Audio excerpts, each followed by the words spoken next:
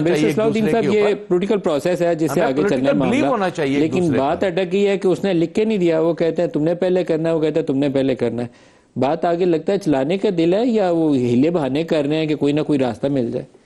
دیکھیں اگر سیریسنس ہو تو پھر یہ چیز سامنے بڑھ سکتی ہے، دونوں طرح سنجیدگی لگتی ہے، ورنہ بہانے کرنے کے لیے تو ہزار بہانے ہو سکتے ہیں.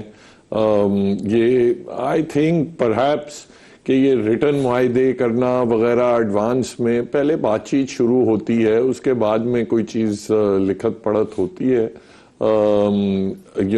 ایسے یہ کہ لسٹ آف ڈیمانڈز فوراً پیش کی جائیں، اس پہ پھر جواب آئے وغیرہ، اب یہ کوئی قانونی کاروائی تو ہے نہیں کہ آپ لیگل نوٹس بھیجیں اس کا رپلائی آئے وغیرہ. لیکن پولیٹیکل ڈائیلاگ میں چارٹر آف ڈیمانڈ تو سامنے رکھنے میں حرج کوئی نہیں ہے. پولیٹیکل ڈائیلاگ میں اب یہ دونوں پارٹیز کی جو تمام جو فریقین ہیں ان کی اپنی اسٹریٹجیز ہیں، بٹ آئی ڈونٹ تھنک کہ یہ ایک سٹکنگ پوائنٹ ہونا چاہیے کہ جس پہ اگر جینوئنلی مذاکرات کی خواہش رکھتے ہیں دونوں فریقین، اگر نہیں رکھتے تو پھر تو اور کسی کو صرف کسی آؤٹ سائیڈر کو یا تھرڈ پارٹی کو دکھانا ہی ہے کہ یہ پروسیس میں ہم انگیج ہیں، تو پھر آپ کیری آن کر سکتے ہیں اور بہانے نکال سکتے ہیں. اچھا ایک بریک لے لیں. میرے خیال میں ایک نقطہ جس کے اوپر دونوں جماعتیں ہیں، پی ٹی آئی بھی سوچتی ہے کہ کیا کریں اور حکومت بھی پریشان ہے، وہ ہے کہ عمران خان کا کیا کریں گے.